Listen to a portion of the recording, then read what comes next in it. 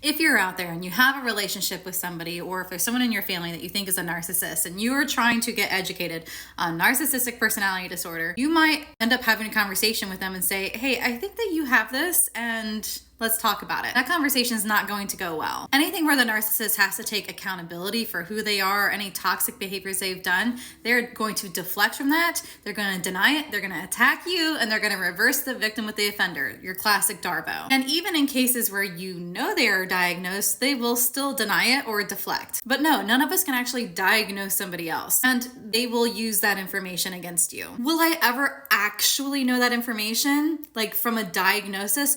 Probably not. Does it matter?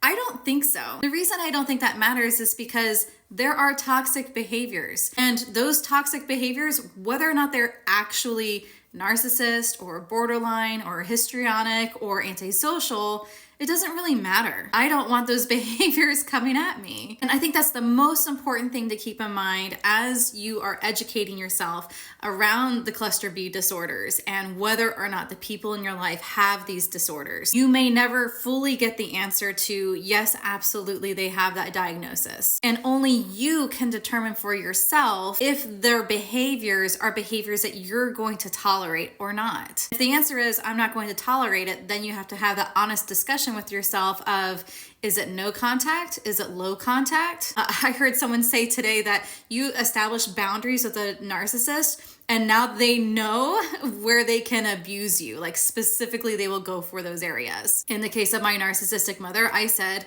please do not tell my narcissistic brother when I'm in town to visit you because you live in the same neighborhood as him and I don't want him showing up at your house. And she agrees. And then I find out later that she was live blogging, like basically live texting him minute by minute, everything that we were doing every minute of the day that I was there. They don't care about your boundaries. They don't care about your safety. They don't care about your emotional well-being. They only care if they're getting attention. I'm sure she was getting a lot of attention from my narcissistic brother on that. So why would I maintain low contact with somebody that does that with me? These kinds of behaviors, they are abusive, and it's okay to say, you know what? Now that I'm an adult, I can choose whether or not I'm going to allow abusive people in my life. Is it the first decision that you should make? Probably not. Going no contact with a parent should be something that should be a decision that is taken seriously. But unfortunately, if you have emotionally immature parents, toxic parents, narcissistic parents, borderline parents,